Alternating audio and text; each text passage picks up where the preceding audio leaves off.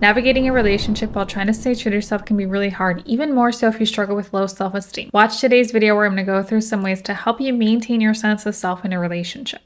So what does it mean to actually lose yourself in a relationship? It really means that you start to let go of your own needs, your interests, your values for the sake of the relationship or your partner. So that can look like putting their needs first, prioritizing the relationship, time for the relationship, things like that at the expense of your own needs. And of course, I want to acknowledge when you start dating someone or you're in a new relationship, it's normal that that's going to happen. There's going to be an adjustment period. But this is what I'm talking about. It's pretty chronic and persistent. It even happens once you've been with someone for a while and that you notice it just keeps on happening, that the more you're in this relationship, the more it's almost like you're losing a little bit of yourself more and more over time, and you don't even know how you got there.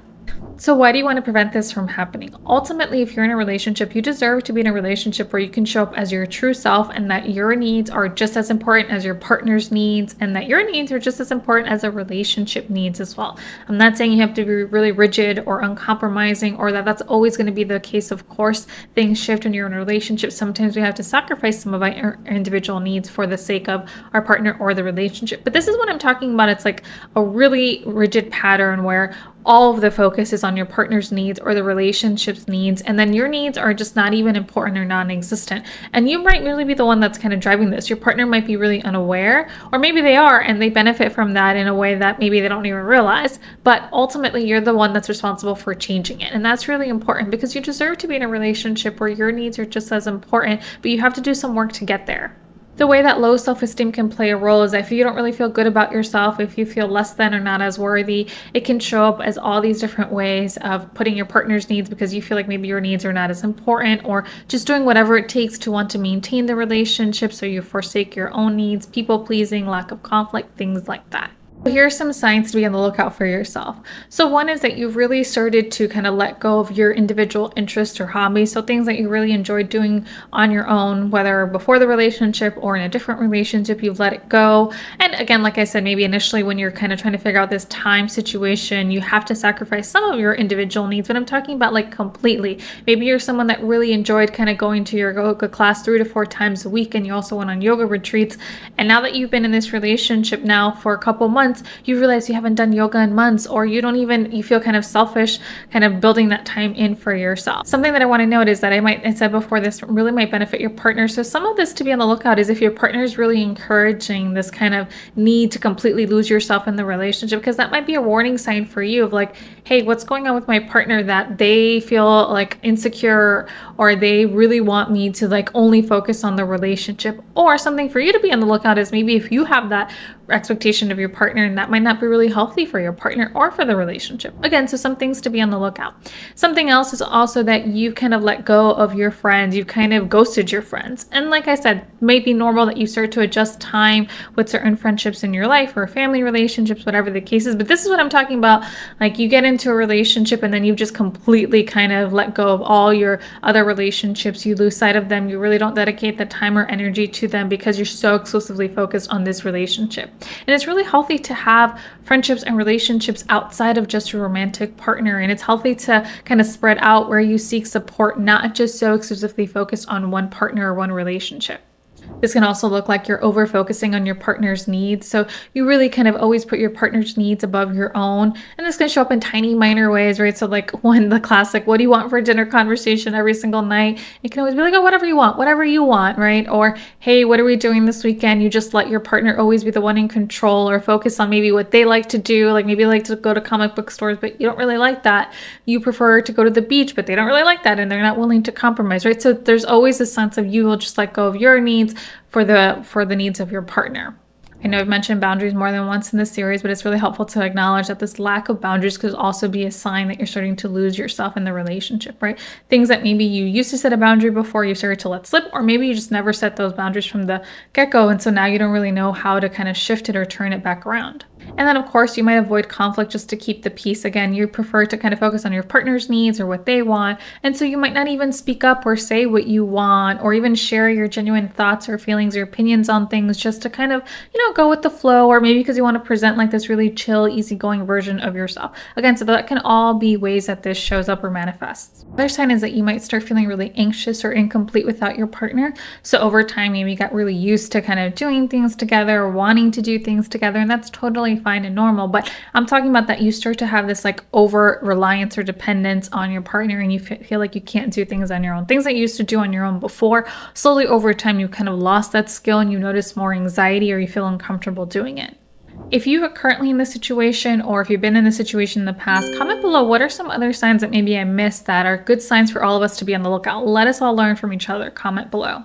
Okay, so here are some strategies to help you kind of maintain your identity as you're going into relationships. So the first one is really know this tendency or pattern. So if you know that maybe you did this in a past relationship, or maybe that's your tendency, you tend to really kind of lose yourself in relationships, then really be aware of what that looks like and what are the signs going into a relationship. So that a month, a week, 3 weeks, whatever the case, or 3 months, whatever the case is, you can have a really clear sense as you're checking in with yourself. Am I doing these things that I always do? Like, have I completely not seen my friend in months? Have I completely, not gone to one yoga class in like 2 weeks, which is really rare for me, right? Kind of have a going checklist of what that looks like, both kind of external signs and internal, what starts to happen, that you can kind of check in with yourself and say, am I doing this? Okay, so the next one is really reconnect with yourself. So this either can be as like a preventative strategy, so kind of really have time in place where you have a time for self-reflection. So you can also kind of check in with yourself and do that self-assessment that you have the signs and list, or also maybe you're already in this situation. So start to build in time to kind of self-reflect and start to once again get to know yourself a little bit and have a clear sense of what does reclaiming my sense of self look like in this relationship or going into this new relationship if you're starting a new relationship. So self-reflect, some ways to do that is that kind of have some quiet time and space, whether that's like some mindfulness time for yourself, some guided exercises where you can really do some self-reflection exercises, some journaling. I always find that's really helpful to kind of clear up your mind or have a good sense of like, okay, what is important to me, or what does this look like? And also like what's getting in the way. So you can do kind of all these different ways, but ultimately just build in that time for you to start to have time getting to know yourself again.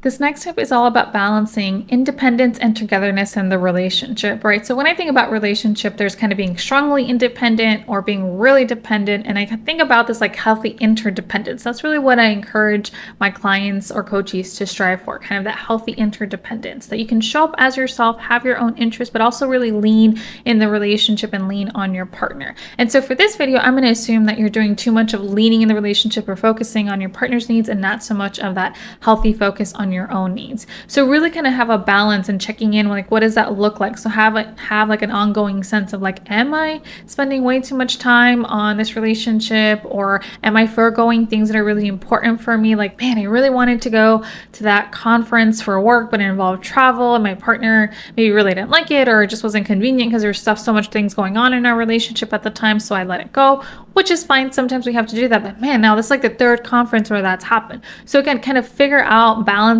what that looks like and starting to say like, okay, am I kind of skewing one or the other, and how do I start to readjust and shift? The other part of that is really starting to once again kind of build in time for your individual interests and hobbies, and really making it a point to build it into your schedule, like plan it out and don't sacrifice it, right? Kind of be a little bit selfish with that time for yourself. This also means once again fostering time for your friendships. So maybe you have ghosted your friends and maybe you need to own that, right? Depends on the friendship. Now, I'd also encourage you to think about like, have there been other reasons outside of you focusing too much on the relationship that you've started to kind of neglect either these family or friendships in your life? Maybe you've outgrown these friendships, whatever the case is. Either way, either own it and start to focus on how you can once again dedicate some time and energy to those friendships, or if maybe you've realized like, man, you don't really want to go back to those friendships for whatever reason, think about ways to build other new social support connections. What social activities are you going to do where you're most likely to meet new people that are like-minded and things like that? Because it is healthy to have friendships and support outside of just your relationship. And it's healthy to expand that your needs are being met by multiple people, not just one, right? That you can turn to, of course, your partner for support, but you can also call your best friend and let them know and vent, or you can call your cousin when maybe you want to celebrate something or something's going on, right? Like you can have all these other sources of support, not just your partner. This other tip is really focusing on cultivating kind of this self love and self acceptance. So, really having a clear sense that you are worthy of dedicating time and effort to your needs in a relationship, and that your needs are just as important as your partner's needs. And hopefully, you do have that frame of reference. So, the other thing that's really helpful in this video is if you are that partner that is losing yourself in the relationship, or maybe not, maybe you feel like you also have these expectations for your partner that they're going to completely let go of all their other things in their life so they can exclusively focus on you. I would encourage you to really examine, like, is that really healthy or fair for your partner? But either way, I encourage you to focus on this self-love, self-acceptance, so that you feel more comfortable knowing, like, okay, this is important to me. I do matter. My needs are valid. So how can I show up in the relationship this way? This next tip is really all about kind of going back to your why. Like, why is this important for you? Why is it important for you to maintain your sense of self in a relationship? So link that to why this is important for you to do the work. And also think about, like, imagine whether in a past relationship or maybe a friend's relationship, or even just an imagined relationship, what it could be like. What could it feel like if you were in a relationship where your needs were just as important as your partner's needs? And so some very specific when it comes to the relational dynamic is also kind of having, of course, open communication. I know I probably said that before, but that's so crucial, especially when we're talking about this topic of not losing yourself. So really having open and honest conversations about your needs, your wants, your desires, and not only like the small things, right? Like, what do you want for dinner conversation, but I'm talking about these bigger kind of life goal dreams that are also super important. So being really clear on, like, hey, I do want to have a family, or hey, these are my religious beliefs. And I'm not saying that you guys have to agree on anything. It's totally fine not to agree, but figuring out how you guys are going to have kind of consistent dialogue over that and compromise so that one party doesn't always feel resentful over it. And then, of course, hopefully having that open line of communication that your partner can also express their needs and wants and individual needs as well. And when there's a conflict between their individual needs and their relational needs. The next step is all about fostering a relationship based on mutual respect and support. So really treating your partner with a level of respect and hopefully expecting that your partner is treating you the same way and supporting each other. So that's super important, not just supporting like the relational goals, like what you guys want to have as a couple or what you're building towards in your family, but also individually, that you really feel that when you express to your partner, hey, I want to open an Etsy shop and that's really important to me, it's a passion project, that you really feel like your partner has your back and they 100% are like your biggest supporter and ally. And I'm not saying that they don't kind of share their concerns for certain situations, but ultimately that you feel like they will support what you want to do in your dreams and needs, and vice versa, that they feel like you'll support their needs as well and their dreams, and that when one partner is happy, they understand that ultimately benefits the relationship. To wrap up, remember that maintaining a healthy sense of self is crucial for a healthy relationship, and you deserve to show up as your true self and have needs in a relationship. Okay, stay tuned for my next video on this navigating self-esteem in relationships. And like I always say, I encourage you to continue nurturing your mind, body, and soul, whatever that looks like for you. Thanks, guys.